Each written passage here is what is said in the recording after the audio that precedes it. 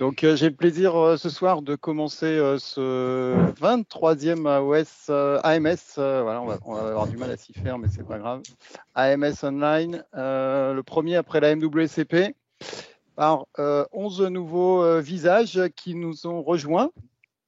Donc, les annonces seront faites publiquement sur les réseaux très prochainement pour ceux que vous ne connaissez pas encore.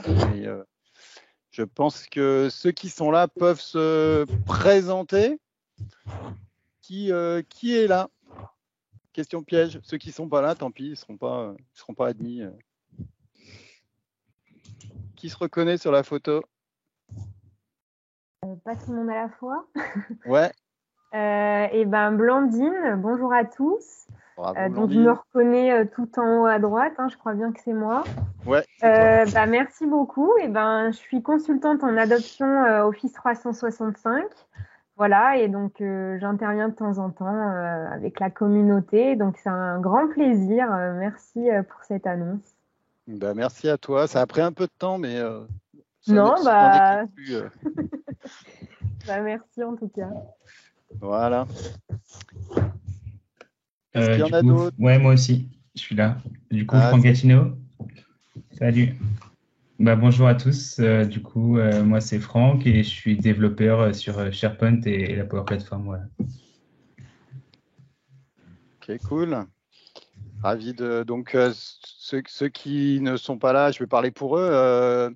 Ce sont différents intervenants sur les différents événements qu'on organise, en général en tant que speaker ou organisateur, impliqués à différents niveaux, à différents titres auprès de nous, mais on a grand plaisir à tous vous accueillir. Et puis, je dis souvent, la communauté, c'est ce qu'on en fait. Donc, n'hésitez pas à proposer des choses, à animer des choses, à participer. On est tous là pour aller de l'avant.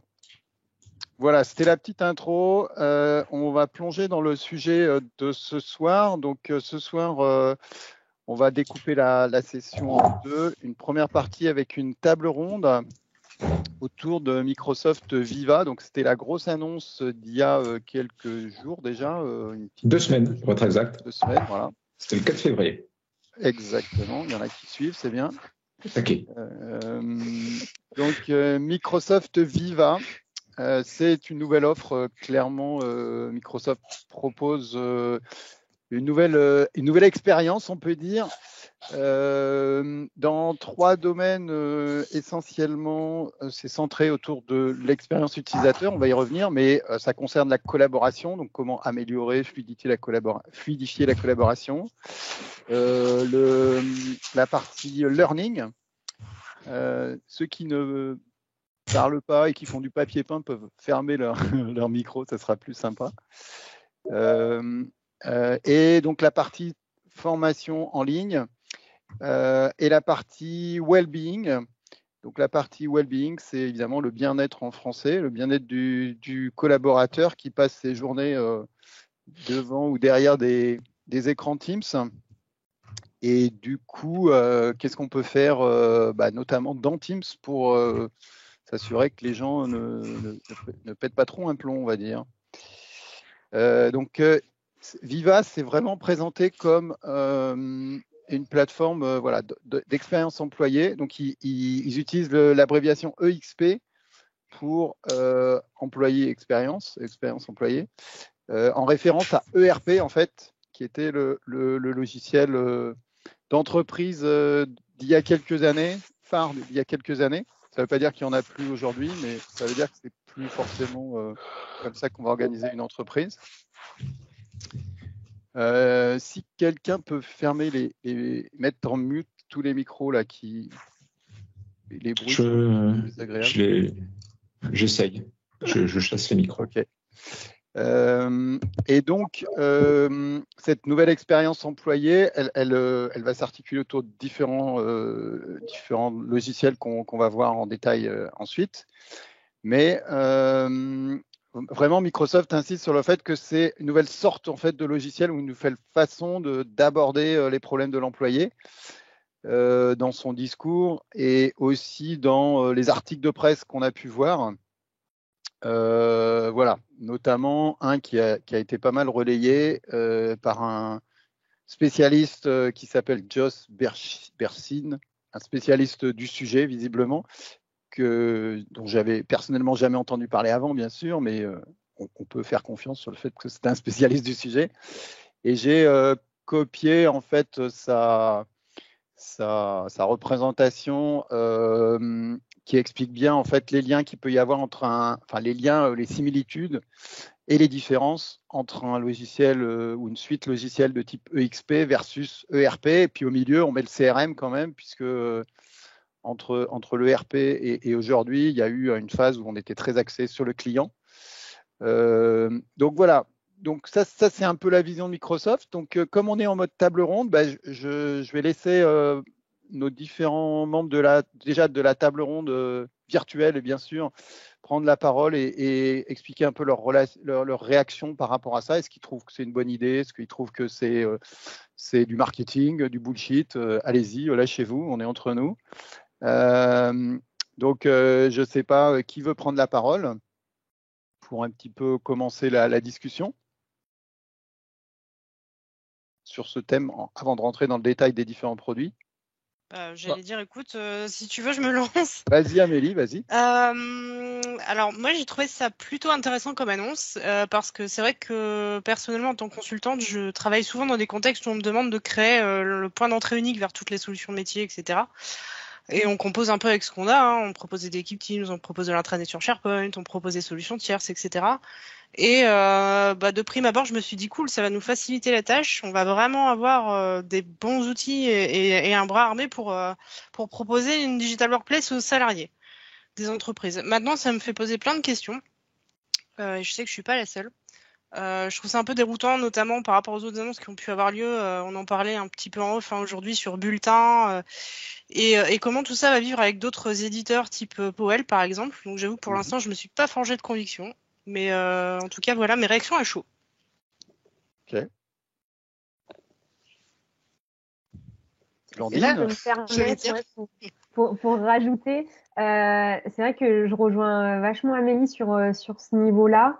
Après, il y a une notion aussi qui m'a un petit peu dérangée, mais après, à voir avec vous aussi, c'est cette histoire de plateforme. En fait, j'ai eu pas mal de retours de clients qui expliquaient qu'en fait, ils pensaient que c'était un outil complètement à part qui venait en plus de tous les autres outils.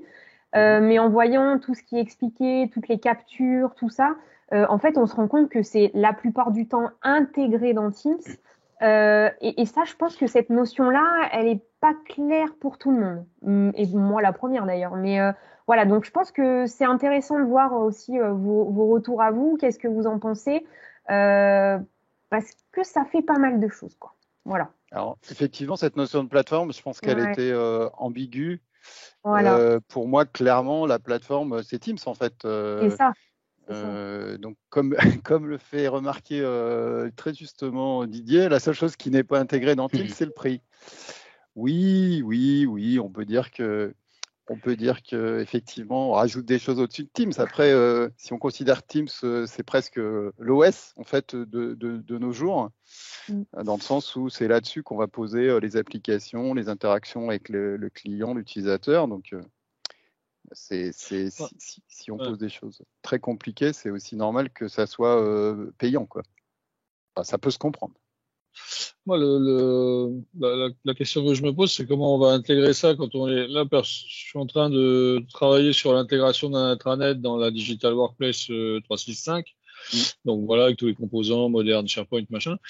Et donc moi, ce que j'ai compris de ça, c'est que c'est les différents modules Viva allaient être des applications Teams quelque part. Grosso modo, ouais.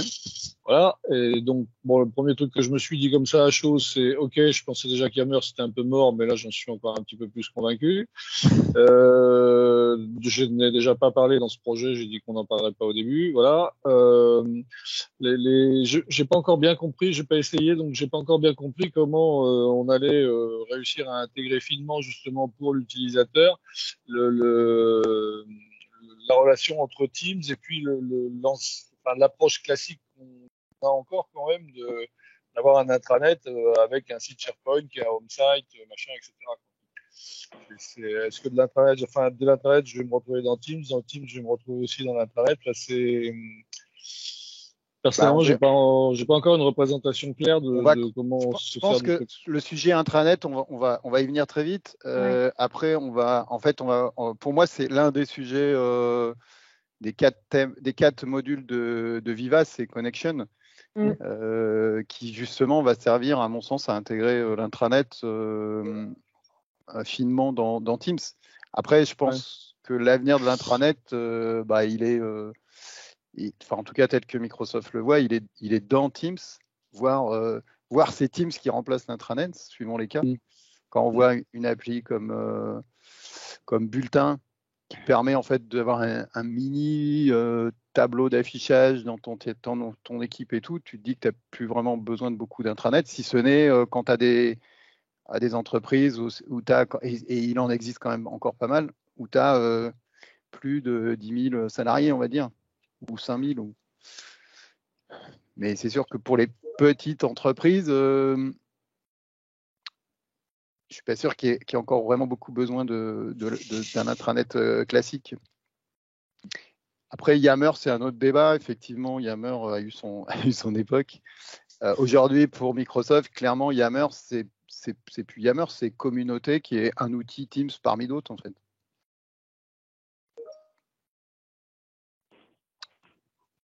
Est-ce qu'il y a d'autres réactions sur cet aspect relation employée ? Je vais troller un peu, mais moi, quand j'ai lu ça, j'ai suivi en direct, j'ai fait tiens, les mecs du marketing ont encore frappé, quoi. C'est vraiment ça. Concrètement, on va les prendre un par un, mais les 3/4 des choses, j'ai très exactement 3/4, étaient déjà annoncées. On les avait déjà vus venir. On savait que ça allait exister. Et juste là, grosso modo, il y a une nouvelle brique, il y a la partie learning, que par contre, on n'avait pas vu venir auparavant. Mais les autres, ce n'est que des choses qui ont déjà été annoncées. Et juste, effectivement, quand on les met bout à bout, on se rend compte que il y a une vraie vision qui se dégage. Mais d'un point de vue purement technique, c'est des choses neuves, mais c'est des choses qu'on savait qu'elles allaient arriver et qui sont au final indépendantes les unes des autres. Alors après, bout à bout, c'est un peu comme quand on parle du Web 2.0. Le Web 2.0, ça correspond à rien exactement, mais ça correspond à l'arrivée d'un certain nombre de technos à un même moment qui ont permis des nouveaux usages. Donc, d'une certaine manière, d'un point de vue purement technique, il y a rien, c'est du neuf, mais en même temps, c'est des choses qu'on savait qui allaient arriver et qui sont indépendantes les unes des autres et qui vont avoir des licensing indépendants des uns des autres. C'est du neuf, mais il n'y a rien de neuf dans le sens où on avait eu des annonces, par exemple, sur Cortex depuis très longtemps. Après, c'est quand même des choses qui sont super intéressantes dans le sens où c'est des choses si on prend Cortex, on y viendra après, mais c'est des choses, c'est pas à toi que je vais l'apprendre, qu'on faisait pas ou qu'on faisait pas du tout.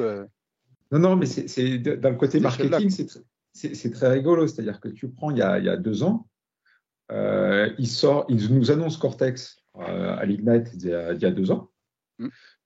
Arrive 1 an plus tard, et à l'époque, ils avaient mis le focus sur ce qui devient aujourd'hui Viva Topics.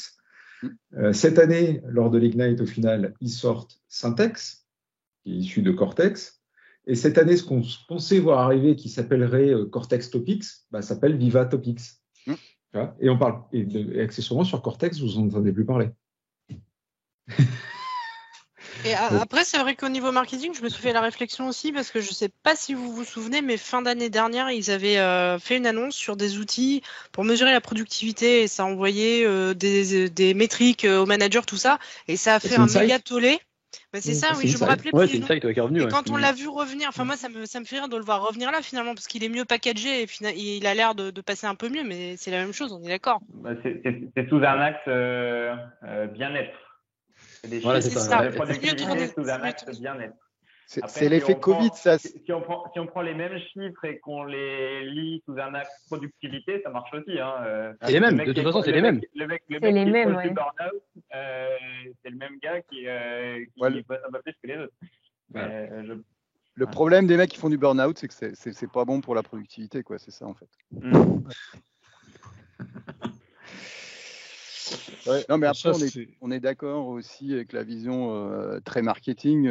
L'histoire du marketing, c'est est-ce que c'est une histoire fausse qui ne parle pas et qui au final tout le monde sera tombé, ou est-ce que c'est la prémisse de quelque chose qui est assez vrai et qui sera adopté par tout le monde, quoi. Après, c'est le contexte qui fait que, pardon. Ouais. C'est le contexte qui fait que, je pense que depuis bien 1 an aujourd'hui, on se rend bien compte qu'on est tous à distance, on a besoin d'être rassemblés certes, mais je pense que le marketing est bien tombé là, comme tu dis Sébastien, et qu'on va un petit peu plus adopter ça parce que c'est mieux dit, c'est mieux expliqué, mais je pense que voilà, le contexte fait que c'est bien tombé aussi, quoi. Voilà. Ok, très bien. Du coup, je vous propose d'avancer un peu. Alors, vous avez dans les slides que j'ai déjà postés d'ailleurs sur mon LinkedIn, que je reposterai dans le chat là, une référence sur un article justement qui explique un peu ce que c'est, qui détaille ce que c'est cette notion de XP encore pour ceux qui auraient du mal à comprendre. Et on va rentrer donc dans les 4 modules. Donc les 4 modules de Viva, Learning, Insight, Topics, Connection. Alors, je ne sais pas s'ils sont dans l'ordre, je ne crois pas. Avec des très très beaux icônes, hein, très colorés. Ça, il n'y a pas photo. Ils se sont bien appliqués sur les icônes. Donc après, c'est l'introduction. Donc là, vous avez aussi un lien pour ceux qui n'ont pas beaucoup de temps à y consacrer. Vous avez une petite synthèse vidéo en 4 minutes, 5 minutes de ce que c'est Viva et les 4 modules. Donc je vous laisserai aller voir. Product Overview aussi. Voilà. Et du coup, on arrive sur le premier module qui est Viva Connection. Viva Connection, c'est en fait, alors je vous laisse un petit peu, chacun peut se faire son opinion en fait en voyant les copies d'écran. C'est ça que j'aime bien avec les copies d'écran, c'est que là il n'y a plus de marketing, il y a juste du brut. Ce qu'on voit sur ces copies d'écran, c'est quand même des intégrations avec LinkedIn, un espèce de dashboard personnel ou personnalisé, je sais pas comment il faut le dire. On retrouve des choses qu'on avait vues avec des articles en fait qui viennent soit de pages SharePoint, soit de pages, soit là on voit du Yammer aussi qu'on peut intégrer là-dedans. Donc on peut y voir beaucoup de choses en fait. Et on y voit aussi l'intégration de différentes ressources qui peuvent être utiles à tout un chacun. Donc il y avait aussi la fameuse appli qui permettait d'inclure SharePoint en fait comme une toolbar, la toolbar SharePoint aussi qui a été vue, qui a été promise pendant un moment. On a aussi l'intégration évidemment de SharePoint dans Teams. Donc voilà, différents écrans. Je ne sais pas ce que ça vous inspire. Encore une fois, est-ce que c'est pur marketing? Est-ce que ça va apporter des choses, ces fonctionnalités, d'après vous? Moi, clairement, ouais. Moi, SharePoint, c'était vraiment un gros truc qui était demandé. Hein. T'as beaucoup déjà, ça avait mauvaise presse, SharePoint. Quand tu disais je vais faire du SharePoint, ça faisait pleurer tout le monde. Tu leur dis non, mais ça va être du Teams, même si derrière c'est fait avec du SharePoint, ça va mieux passer. Et puis parce que les utilisateurs aujourd'hui, c'est Teams qui est ouvert sur le poste, plus que le navigateur, quoi. Et donc directement dans Teams, c'est pour l'occasion, ça c'est tout bête. Techniquement, on sait à peu près ce qu'il fallait comme épaisseur de code pour le faire. Et c'est vraiment dommage qu'il n'ait pas sorti plus tôt. Je vois des mains qui se lèvent. Blandine. Adrien, Blandine. Oui, je pense que pour le coup, moi, c'est celui que j'attendais le plus et que nos clients attendaient le plus. Comme tu as dit, c'est un petit peu dommage que ce soit arrivé un peu trop tard. Par contre, encore une fois, Teams va amener toute sa définition d'être le hub en fait de Microsoft 365. Encore une fois, aujourd'hui, pendant des années, on n'arrivait pas à expliquer. Enfin, on avait du mal à expliquer Teams, SharePoint, là finalement ça trouve toute sa belle définition et d'être le point d'entrée. Et finalement, la com va pouvoir pousser de l'info, donner de la vitrine, la culture d'entreprise, garder ce point-là qu'on perdait un petit peu, l'utiliser toujours par SharePoint, mais finalement toujours garder le point d'entrée avec Teams. Donc non, franchement, hâte de le tester pour le coup et voir comment on va pouvoir retrouver ça, surtout par rapport à l'appli mobile. Ouais, je me pose pas mal de questions, mais voilà, à voir. Ouais, ils font vraiment un gros focus dans les copies d'écran notamment, mais dans les discours sur l'appli mobile. Hein. L'idée, c'est vraiment que ça arrive dans la poche de tout le monde, quoi.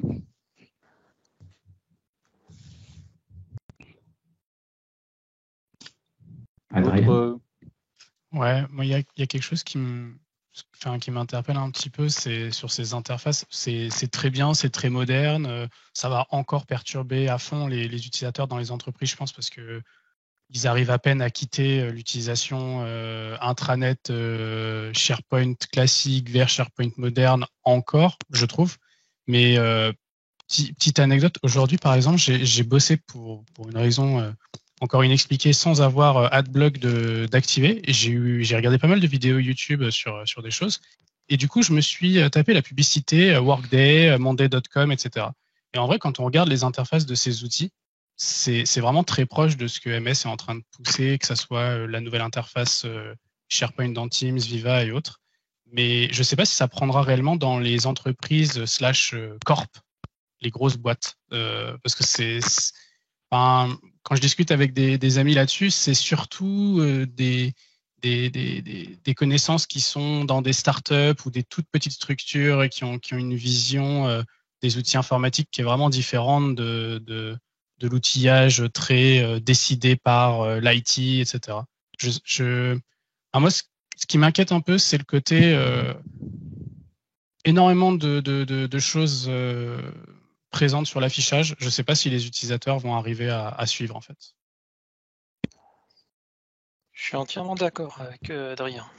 Mais après, d'un autre côté, je suis le premier à être extrêmement fan de ce genre d'outils, d'interface, etc. Je vomissais et je vomis toujours l'interface SharePoint classique dans tous les sens, mais par contre, l'utilisation moderne, tablette, smartphone, enfin, je veux dire, on est en 2021. Hein. Les gens qui sont nés en l'an 2000, ça y est, ils vont arriver sur le marché du travail dans les grandes entreprises de manière intensive.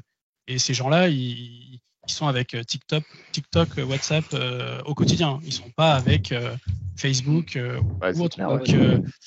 Donc c'est sûr qu'il va y avoir des changements au niveau des usages. Mais si on prend une entreprise sans forcément prendre la multinationale de 200 000 collaborateurs, juste une boîte de 2000 collaborateurs. 2000 collaborateurs, ça veut dire qu'on a toutes les générations possibles et imaginables. Donc, est-ce que cet outil arrivera à prendre avec des populations vraiment disparates? Je ne sais pas trop. Moi, c'est ça qui m'inquiète. En fait. J'ai envie de te dire, ils ont pas. Et je vois que Blandine dit, mais non, c'est attention, tout ça. Mais non, bien au contraire, aujourd'hui, il y a tellement de projets SharePoint où le service de com, l'IT, tout ça, ils ont besoin de pousser de l'info. Aujourd'hui, on trouve tout dans Teams, tout est mélangé, il y a les projets, les vies de service. On a besoin encore de garder ce SharePoint. Et comme disait Sébastien, SharePoint a eu tellement une mauvaise image. Là, le fait de l'intégrer dans Teams, je trouve ça génial. En plus, après, il faut travailler sur la mise en page. Certes, là, tu dis qu'il y a beaucoup d'infos. Mais si tu mets l'essentiel, l'actu de ton entreprise, le référentiel, il faut que tu aies du référentiel. Enfin, je sais pas, après, on peut en parler pendant des heures, mais... Non, mais je suis d'accord avec toi, je vais laisser parler les autres, mais juste dernier point là-dessus. Là, pour une fois, je vais parler justement, parce qu'en fait... aussi. Alors, parce que là, en fait, vous êtes des experts SharePoint, etc. Moi, justement, maintenant, je suis un nouvel utilisateur. Je viens d'intégrer, justement, une grosse société où ça m'énerve d'avoir énormément d'infos, aussi bien sur Teams, sur SharePoint, etc. Je galère à trouver. Maintenant, moi, je suis un vieux, je suis pas de la génération 2000, mais voilà. Je me dis, si jamais on me propose ça, peut-être que je vais y adhérer plus facilement. J'assure, là, on m'a demandé tout à l'heure mon CV, je suis parti chercher dans un SharePoint, j'ai galéré à le trouver, et je me suis dit, mince, et on reçoit en plus parce qu'on est quand même maintenant plus de 11 000 dans la boîte, on reçoit énormément d'informations venant des US, des autres entreprises IMIA, un flot d'infos, et on ne sait pas où aller, je ne sais pas où chercher. Je suis vraiment un nouvel utilisateur et je me dis peut-être que moi, je vais réussir. Vieux comme je suis, et comme toi, Adrien, je vomissais sur tous les outils collab, sauf la messagerie. Je me dis peut-être que pour moi, c'est peut-être fait pour moi, en fait. Ouais, mais tu vois, ce que tu dis, c'est là où justement je voulais en parler, c'est que, in fine, on se retrouve de plus en plus. Enfin, moi, en l'occurrence, je regarde certaines organisations avec qui je bosse, en fait, Teams ne prend pas pour la raison que tu viens d'évoquer. C'est-à-dire que ça prend parce que c'est quoi qu'il arrive, Skype est mort, on va sur Teams, il n'y a pas de choix. Mais ouais, bon, en fait, on va sur Teams, mais en vrai, on réouvre vite Outlook parce que c'est plus simple d'envoyer un mail, parce que quand on est perdu dans Teams, on envoie un mail. C'est dommage d'en arriver là, parce que maintenant, est-ce que ça résoudra la solution? Sans doute, mais je pense que là, typiquement, il va falloir avoir une armée de gens comme Amélie, Blandine et autres, parce que je pense que le besoin d'adoption de formation, il va être juste énorme en fait. C'est vraiment sûr énorme. Que moi, il va falloir me prendre par la main là, c'est sûr et certain. Mais bon, avec des carrés comme ça, après peut-être parce que je fais aussi un peu d'IT, mais voilà, moi j'aurais envie de cliquer là-dessus, quoi. Je dis tiens, j'ai un truc en plus je commence à perdre la vue, donc je me dis mince, voilà, il y a quelque chose qui va me taper au visage et je me dis tiens, voilà, il fait beau à Contoso, je suis content, quoi. Non, je sais pas. Moi, je pourrais adhérer.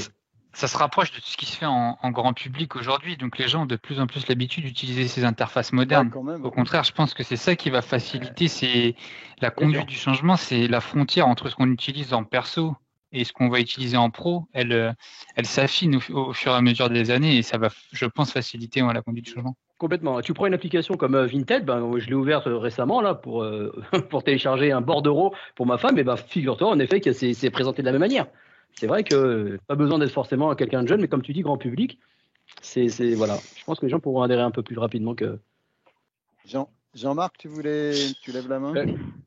Ouais, en fait, dans la copie d'écran qu'on voit là, moi en tant qu'utilisateur, j'en comprends que là, je suis dans mon interface Teams. Alors, ça tombe bien parce que tous les mecs du projet Digital Workplace, ils m'ont dit que c'était par là qu'il fallait que je commence et que tout allait venir par là.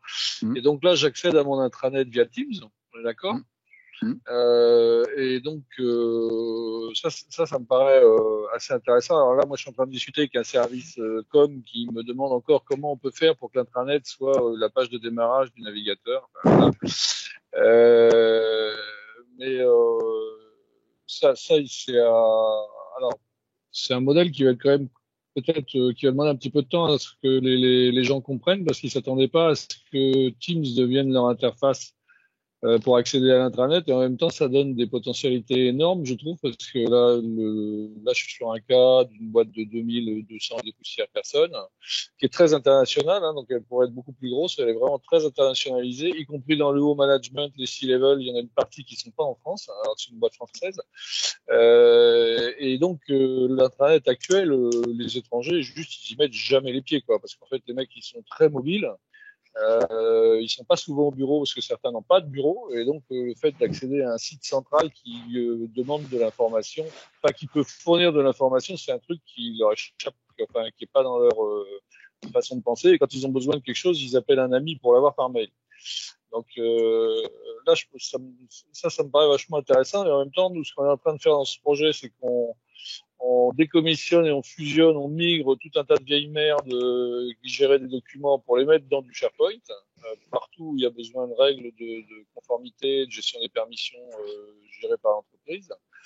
Et du coup, on a ce phénomène que vous avez tous, je pense plus ou moins, qu'il y a des gens qui nous disent « Ouais, mais attendez les gars, on n'y comprend rien. Est-ce que c'est Teams? Est-ce que c'est SharePoint? Est-ce que c'est OneDrive ?» Et là, finalement, avec ça, et avec Topics aussi, moi, je pense que Topics, ça va peut-être bien nous aider là-dedans plus qu'on pense. C'est peut-être intéressant pour faciliter le fait à la fois de retrouver de l'information, et aussi pour les gens qui doivent partager de l'information à large bande de type intranet pour l'ensemble de la compagnie, d'avoir moins de clics à faire et de ne pas avoir à sortir dans un autre système, etc. Je dirais là, bon voilà, la personne elle va dans son truc SharePoint, elle rajoute ses documents et on va les retrouver dans les petits liens qui vont bien, là dans la barre bleue en haut, là où il y a la home.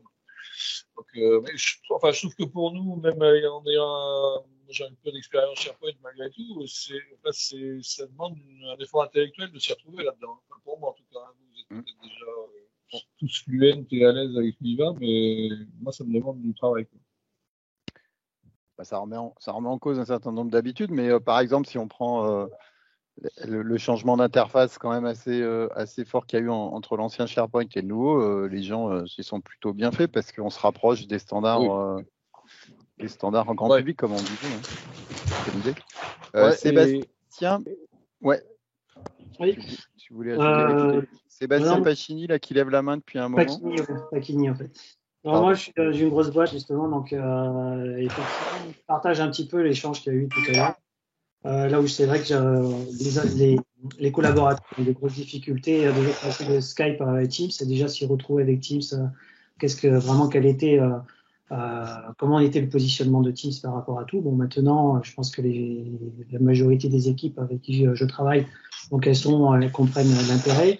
Bon, sauf que là, très souvent et au quotidien, ce que je rencontre, c'est qu'il y a des lenteurs extrêmement fortes sur le Teams.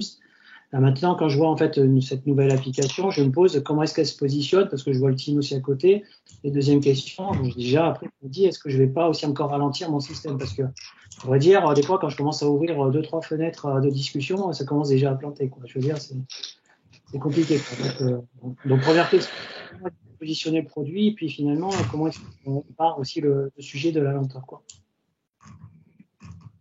Alors la lenteur, ça peut être lié à plein de choses évidemment, hein, mais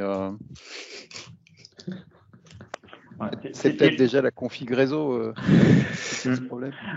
Après Teams c'est un outil gourmand, hein, donc c'est sûr que sur la partie lenteur, mais bon, dans tous les cas, le positionnement, moi mon point de vue là par rapport à la solution, c'est que Teams est devenu un point de passage, comme le dit à juste titre, Skype est mort. Donc, Teams est devenu un point de passage obligatoire. Et là, ce qui est vraiment intéressant, c'est que l'intranet, du coup, sera obligatoirement visible. Avec des belles interfaces, mais qui seront personnalisables.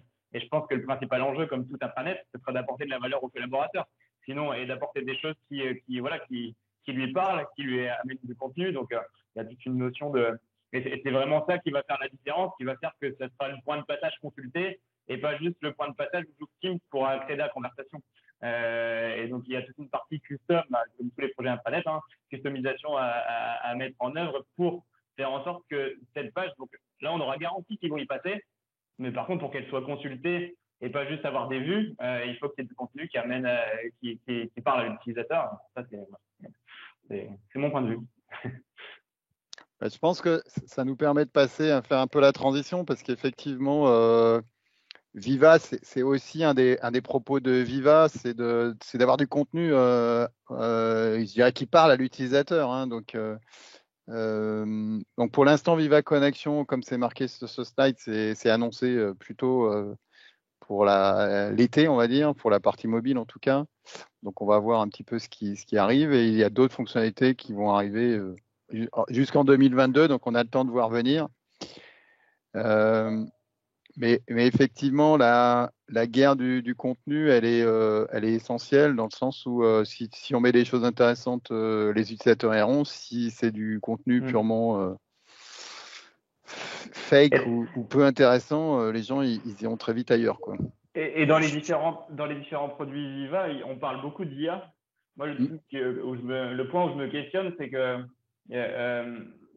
pour que l'IA soit efficace, il y a besoin d'apprentissage. Et aujourd'hui, notamment les plus jeunes générations, le temps d'apprentissage, dans beaucoup de solutions, ils ne sont pas prêts à attendre. En fait. J'y vais, j'ai trouvé mon intérêt, c'est bien, je suis content, je continue à l'utiliser. Je n'ai pas trouvé mon intérêt, la solution, je n'y vais plus en fait. Et voilà, il y a beaucoup d'usages comme ça où si j'y vais et en fait je me rends compte que c'est bullshit, ça m'apporte rien. Alors après, on a encore l'intérêt que c'est un point de passage obligatoire, mais ce côté IA, moi, c'est aussi un point où je m'interroge, où j'ai envie de voir vraiment et de faire l'exercice déjà rien que de mon côté, de ma propre expérience, pour me forger une conviction, c'est est-ce que rapidement, je vais avoir vraiment le contenu qui m'intéresse ou est-ce qu'il va y avoir besoin de cette phase d'apprentissage, comme tous les IA, ou pendant laquelle ce sera moyennement pertinent et ça va apprendre. Là-dessus, ils ont un peu fait évoluer l'IA du machine learning au machine teaching, c'est-à-dire qu'on va un petit peu guider la machine en fait dans un certain nombre de cas pour justement aller plus vite en fait vers par exemple le contenu intéressant, vers des topics intéressants, et on y reviendra sur topics, je pense. Ok, donc le deuxième module qui était un peu quand même la grosse surprise, je pense, c'est Viva Learning. Donc Viva Learning, on voit bien là à l'écran, l'idée c'est d'avoir une appli dans Teams, encore une fois, qui va être mon centre de formation personnalisé en fait, avec du contenu visiblement qui vient de l'interne. Là on voit des PowerPoint, on voit, j'imagine qu'il doit y avoir ça c'est du Pluralsight. Il y a Pluralsight, il y a plein de il y a Pluralsight. Ouais. Et il y a du LinkedIn aussi. Ils font beaucoup de focus sur LinkedIn. Ils ont fait des annonces avec pas mal de partenaires. Je les ai pas tous en tête, mais effectivement, Pluralsight est un des gros partenaires de l'annonce. Softskill.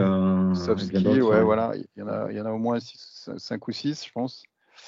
Donc, l'idée, c'est aussi, du point de vue du manager, de pouvoir suivre en fait qui s'est formé, qui a suivi la formation, qui n'a pas encore commencé éventuellement, qui est en cours.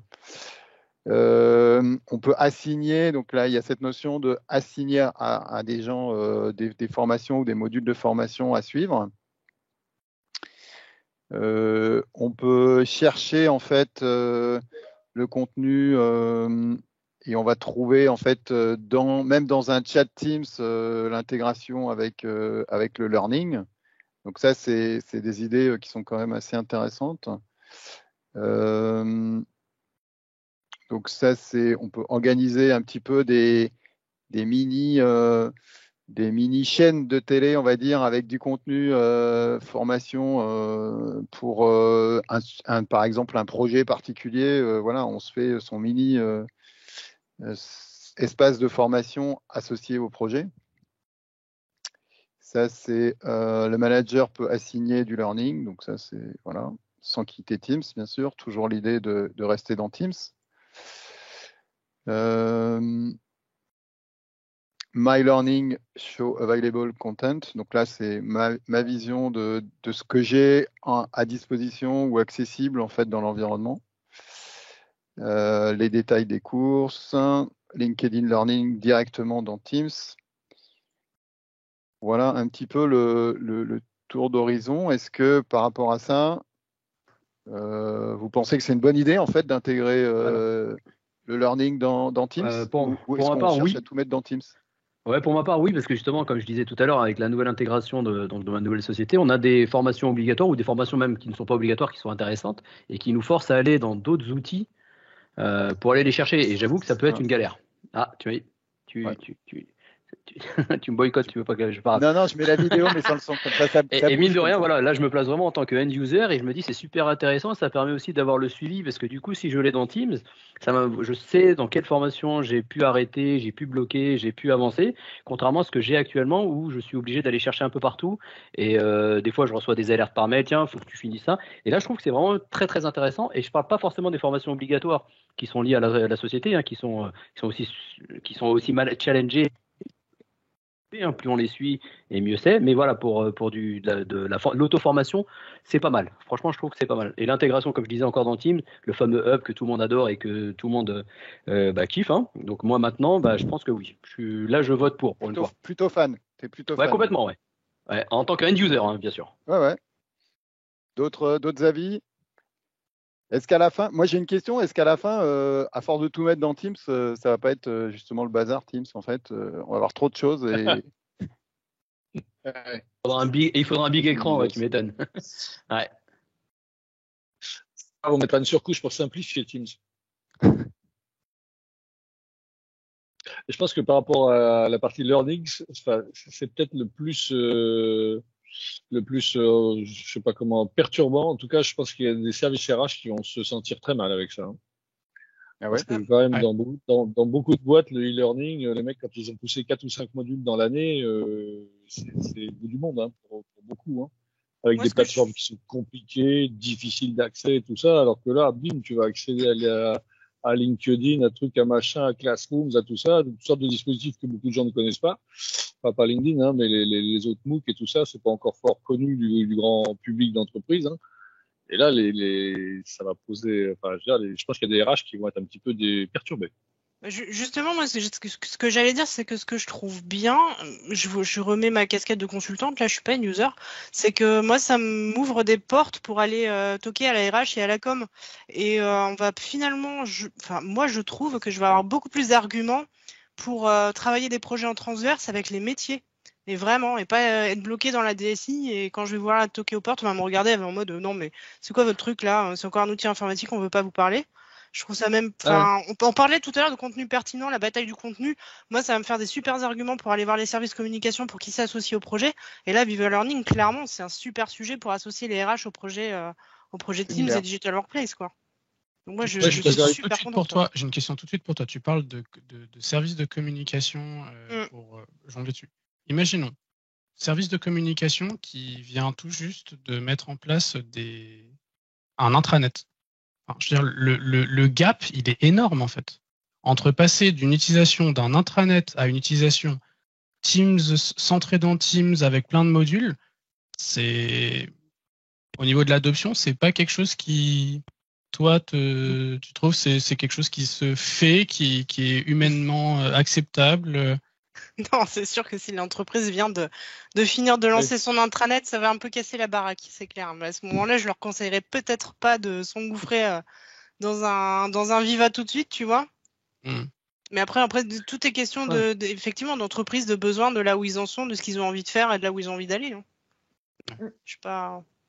Ouais, mais là, on se projette sur les 5 années qui viennent, hein, voire les 10 années qui viennent. Hein. On n'est pas, même s'ils viennent de refaire leur intranet, ça va pas durer 15 ans leur intranet. Non, j'espère pas, c'est clair. Et puis il faut une V2. Enfin, je veux dire, un intranet, on dit depuis tout à l'heure, à chaque fois, on se dit bon, ça va pas changer grand-chose, l'information bouge pas, etc. Là, ça lui permet de lui donner une version 2 encore plus connectée entre parenthèses. Donc c'était la partie connection. Mais là, par contre, la question qui va se poser, c'est toutes les entreprises qui ont investi beaucoup d'argent, parce que les plateformes LMS, je sais pas si ça vous parle, mais c'est ces plateformes-là où vous avez tout un parcours de formation pour vos utilisateurs. Et ça, c'est quand même des coûts qui ont été portés par l'entreprise. Là, je pense que c'est la grosse surprise que Microsoft apporte avec Viva Learning. Par contre, c'est comment on va pousser de l'info, parce que c'est bien beau de pousser LinkedIn Learning. Après, si on trouve d'autres contenus sur d'autres plateformes, pourquoi pas.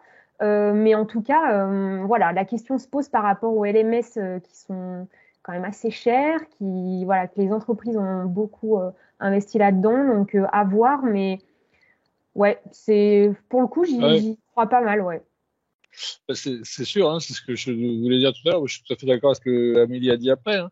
Mais quand justement la DRH vient d'investir 250 ou 300 000 euros dans une plateforme e-learning pour accoucher péniblement d'une demi-douzaine de contenus au bout d'un an, toi tu vas arriver là avec ton LinkedIn Learning, ton Open Classroom et vas-y c'est la fête du slip, Open Bar, ils vont te dire on va peut-être pas se faire que des amis. Mais après, c'est dans les boîtes où c'est moins avancé, parce qu'il y a plein de boîtes qui n'ont pas de e-learning et qui savent même pas ce que c'est. Et là, par contre, c'est une super opportunité. Ça, c'est sûr. Et moi, j'allais te poser la question, est-ce que tu connais un client qui est content de sa plateforme e-learning? Parce que personnellement, non, tu vois. Donc, je me dis que... c'est ça aussi. C'est ça, ouais. C'est vrai. Le e-learning, c'est quand même très compliqué. Ça fait le truc un peu inaccessible, alors que ça devrait être exactement l'inverse. Ouais. Donc là... Oui, mais le e-learning, historiquement, on est parti d'une démarche très structurée avec les évaluations, les entrées, les sorties. Si je fais ça, j'ai droit à ça. Derrière, il y a du SCORM, des statistiques. Il faut pas oublier non plus la contrainte légale avec tous les trucs, tous les états que les boîtes, les DRH doivent sortir tous les ans pour les histoires des fonds de formation, des trucs et des machins. C'est un labyrinthe administratif innommable. Donc c'est aussi des trucs qu'on va nous opposer. Oui, mais comment vous faites pour dire que la personne elle a passé tant d'heures sur le module machin? Bon, avec LinkedIn Learning, on oublie ça.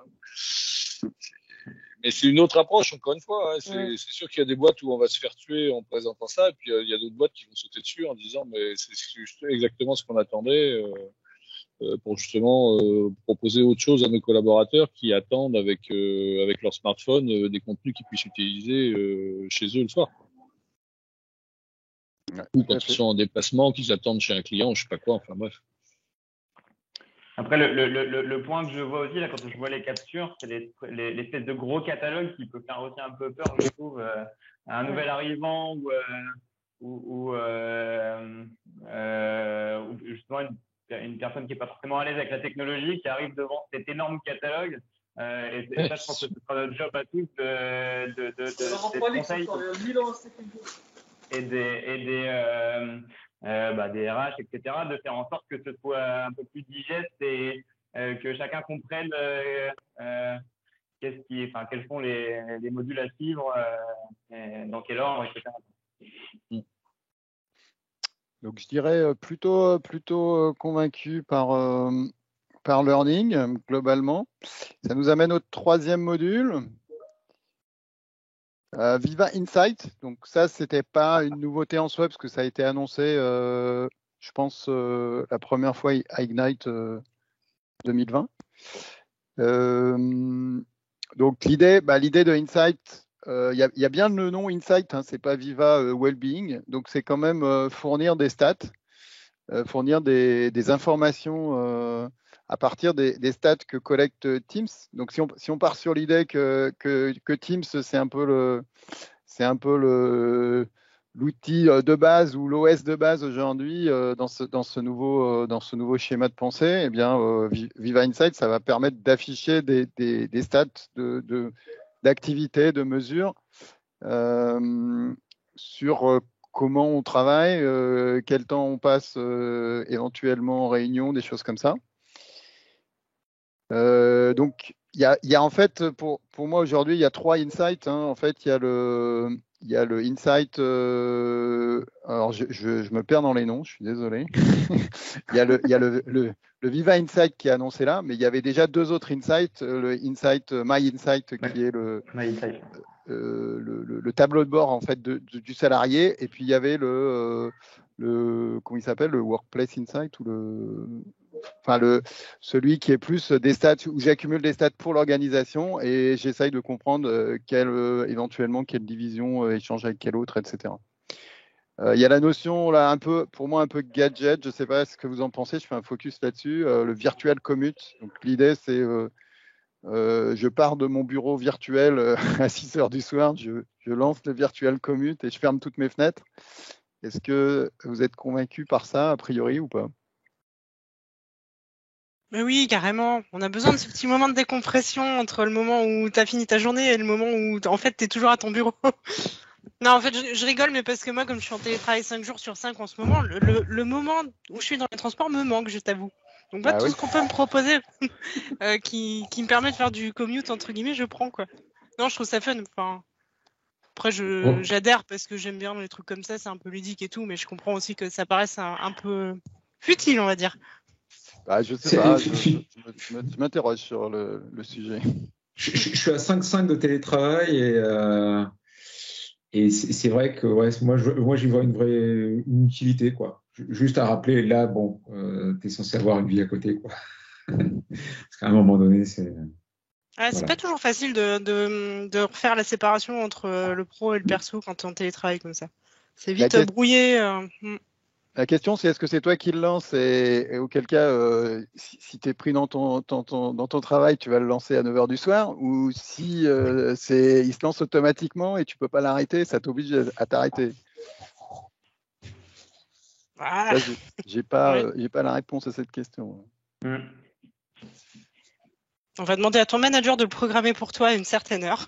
Voilà, exactement. Non, mais c'est des choses qu'on nous demande en plus, d'être capable de bloquer l'accès aux outils sur certaines périodes, sur certaines, je sais pas si de votre côté vous avez déjà eu ce type de demande. Moi, j'ai déjà eu ce genre de choses. On me demande de couper pour certaines populations, par exemple, être en capacité de couper sur des plages horaires bien précises, sur des week-ends. Donc oui, effectivement, ça peut être super intéressant de pouvoir répondre à ce cas d'usage. Ou après, ça peut être aussi, on ne sait pas trop si ça va être comme ça ou sur la base plutôt du volontariat et de l'action de chacun. Ouais, c'est pas ce point-là et effectivement. Ouais, j'allais dire, je pense qu'on peut pressentir qu'en fait, ce sera la bonne volonté de chacun, non? Parce que si on se base sur nos expériences, quand on veut imposer des choses un peu dans ce style-là, qui touchent au bien-être, etc., c'est hyper touchy, quoi. Bon, après, dans les faits, sur ce type d'outils, on le voit, je sais pas si je pense que tout le monde a déjà regardé ces insights. Je sais pas si c'est représentatif pour vous, mais pour moi, c'est pas représentatif. En fait, quand je vois les chiffres, il faut prendre en compte le paramètre téléphone, il faut prendre en compte. Donc au final, les chiffres qu'on va avoir, ils peuvent être intéressants sur une première approche, mais ils seront significatifs du bien-être de l'équipe et vraiment des moments où ils vont vraiment couper et qui vont pas regarder leur mobile ou passer. Je suis pas. Ça peut pas remplacer le management pur et le management d'équipe. C'est pas l'outil qui va venir amener ça. Ça doit être le management qui amène cette démarche. L'outil peut être un moyen, mais ce sera pas la finalité, quoi. Comme toutes les métriques, je veux dire. Donc ça, c'est par exemple un exemple de tableau de bord pour le manager qui voit que son équipe est en train de dépasser les heures de travail et de frôler le burn-out. Bon. Vu déjà les réactions qu'il y avait sur les insights classiques, je suis pas sûr qu'en France, ça arrive à convaincre grand monde. Non, ça va friloser. Et puis, bon, tu as des côtés qui font un peu rigoler en France, quoi. Quand ils disent on va te faire une pause de méditation de 5 minutes au milieu, c'est un peu gadget, quoi. Mais si, c'est ce qu'ils avaient mis en avant à l'Ignite. Comment? Ouais. Non, mais 5 minutes de méditation, ça s'appelle du repos des yeux. C'est bien. Pensez à reposer vos yeux. Mais regardez par la fenêtre, ça marche bien aussi, quoi. Ouais. Je veux dire, les méditations, c'est autre chose, quoi. Ouais. Moi, je vois chez un de mes clients, là, ça a failli provoquer un conflit avec les institutions, avec les IRP. Hein. Les syndicats sont montés au créneau, machin, etc. Bien avant d'avoir vu ça, hein, juste avec le insight actuel, en disant c'est quoi cette histoire, on flique les gens, machin. Ça a été déjà vécu. Hein. Il y avait déjà eu la problématique avec. Il y avait la problématique avec le présentiel déjà dans Skype à l'époque, hein, donc ça avait déjà fait grand débat, hein, le fait de dire tiens j'ai été absent 5 minutes, etc., etc. Il y a aussi la possibilité dans Outlook, je l'ai jamais testé, mais aussi de pouvoir, ne pas coller plusieurs rendez-vous en même temps. Je sais pas si ça existe encore. Ça avait été annoncé. Je pense que c'est genre on te dit non take a break, fais pas 2 réunions d'affilée ou laisse un espace d'1 heure entre les deux. Donc il y a un truc qui était pas mal, mais j'ai jamais utilisé, quoi. Je sais pas si ça existe encore, mais c'est dans la même. Ouais. Personnellement, moi, sur Insight et ce genre de choses, je pense que c'est juste, c'est culturel et générationnel, je pense. Parce que quand on regarde, j'ai pas de vraies statistiques ou autres, mais juste les gens avec qui je peux échanger personnellement autour de moi, qui sont plus jeunes ou plus âgés, je constate une vraie différence de perception par rapport aux statistiques sur soi-même, en fait. Et c'est un peu ça, en fait. Insight, c'est ni plus ni moins que des statistiques sur soi. Et dans le cadre professionnel, parfois, on peut ne pas aimer en avoir, tout comme on peut, au contraire, être plutôt fan, comme, je sais pas, je prends l'exemple des sportifs ou autres qui vont regarder toutes les stats qu'ils font, le nombre de pas, le nombre des tâches qui montent, etc. Et c'est un peu ça, en fait. C'est un peu l'idée, ouais. Donc, à voir les réactions qu'on aura sur ces sujets-là avec des beaux tableaux de bord. C'est sûr que les tableaux de bord, ils sont nickel. Hein, ça, il n'y a pas. Y a pas simple. Hein, si l'outil est là pour faire du finger pointing, ça sera jamais bien perçu. En fait, c'est juste ça. Hein. Là-dessus, ils s'en défendent en disant que les données sont anonymisées, etc. Donc, je dirais là, faut laisser le bénéfice du doute tant qu'on n'a pas vraiment testé l'outil en grandeur réelle, quoi. Mais c'est clair. Alors c'est marrant parce que Viva Insight, c'est celui qu'ils ont le plus détaillé, en fait. Il y a 5 ou 6 vidéos sur le mini canal YouTube. Donc on sent que c'est vraiment quand même un sujet qui travaille bien, quoi. Je ne sais pas si le résultat sera là, mais c'est un sujet qui travaille en termes de message, en termes de fonctionnalité aussi. Il y a du contenu. Donc aujourd'hui, Viva Insight, tout simplement, c'est une appli Teams que vous pouvez installer, télécharger. Elle est hyper light à ce stade, mais elle existe, elle a le mérite d'exister. Et elle va évidemment s'enrichir au fur et à mesure des améliorations qu'ils annoncent. Voilà, là j'ai la liste des trois insights en fait qui existent. Donc Viva Insight dont on vient de parler, qui s'intègre dans la logique Viva, donc dans Teams, comme une appli Teams. My Analytics qui était disponible sur du E5, E3 même sur le E3 depuis un moment. Et puis Workplace Analytics qui est vraiment pour l'analyse au niveau d'organisation. Donc les trois visiblement pour l'instant cohabitent. Est-ce que ça durera longtemps? Je ne sais pas. En termes de produits différents. Tout ça étant évidemment basé grosso modo sur les mêmes stats et un petit peu sur les mêmes visions. On peut imaginer que ça fusionne ou pas. Et vous le déployez, vous, dans vos contextes ou d'entre vous qui l'ont déjà on le déploie dans le sens où ça vient avec le package. Après, moi, je n'ai jamais rencontré de client qui voulait mettre ça en avant. Et comme le dit Adrien, forcer les gens à se poser des questions sur est-ce qu'ils font trop de réunions, est-ce qu'ils font trop ou pas assez de collaboration, etc. Moi, j'ai jamais eu de client suffisamment mature ou suffisamment fou, on va dire, au choix pour aller dans cette direction. Et tu penses que c'est lié à la France, c'est culturel français, ou tu penses que culturel français, c'est pas très français d'avoir des statistiques sur son travail. Il y a un peu de culturel français. Après, je suis pas sûr qu'aux US, ils soient, ou dans d'autres pays, ils soient forcément hyper non plus fans de tout ça, quoi. Pour avoir fait pas mal d'events, par exemple, j'ai jamais vu une session sur Insight, pour donner un seul exemple. Donc, si c'était un sujet super attractif, je pense que des gens en parleraient, etc., quoi. Après, vu que tu es sur cette slide, juste qu'on est quand même plus de 60 là dans le meeting. Ouais.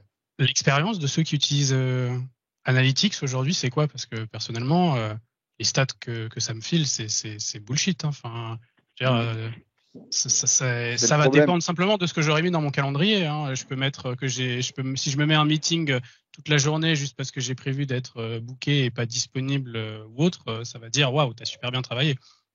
Ouais. Le problème au début, c'est que les stats, elles venaient surtout ou quasiment exclusivement de Exchange,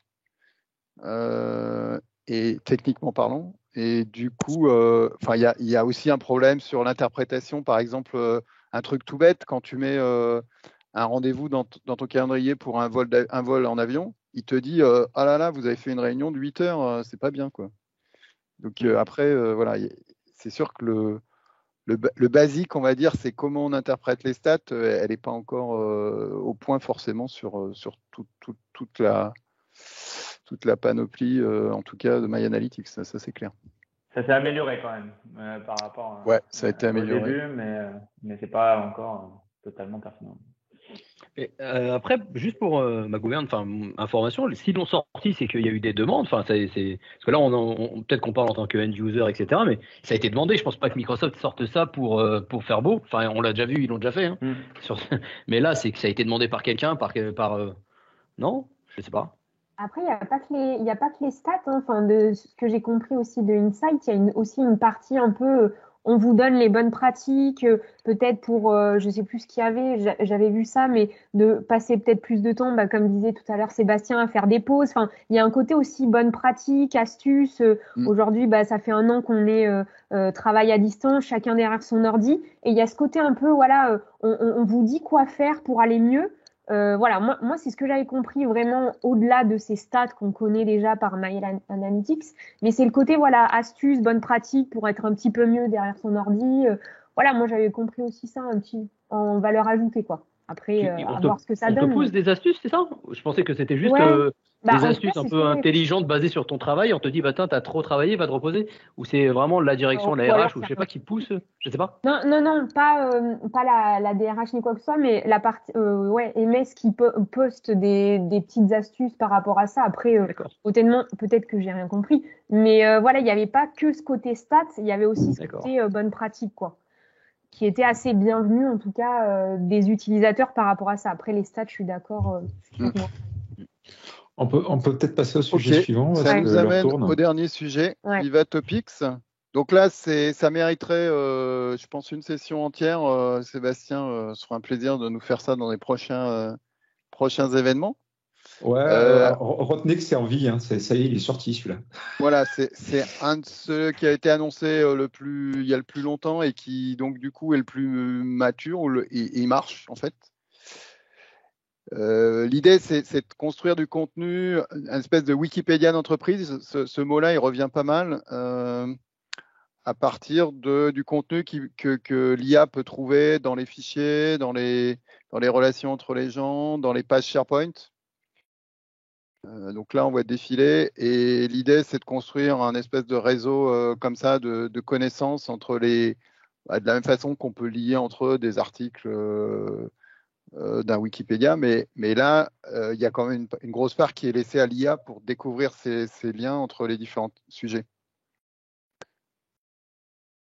Sébastien, tu as des compléments à apporter par rapport à tes premières expériences, puisque tu as testé... Alors, moi, je l'ai benché, on me pose la question, la différence avec Dev. Là, l'idée, c'est que vous allez avoir des pages sur des sujets bien définis, d'accord, et que ça va, quand vous aurez du texte, vous survolez les mots-clés et vous avez une fiche. Donc, c'est pas la même chose que Dev.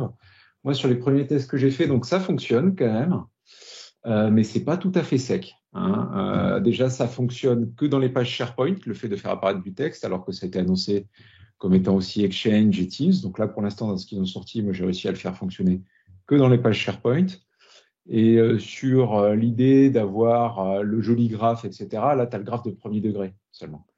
Pas tout le graphe complet. Il y avait aussi la partie Q&A qui avait été annoncée. Elle n'y est pas. Ils avaient annoncé un bot dans Teams. Elle n'y est pas. Donc là, ils ont sorti une première version à $5 par mois par utilisateur, ce qui est déjà pas négligeable, avec une trial de 30 jours.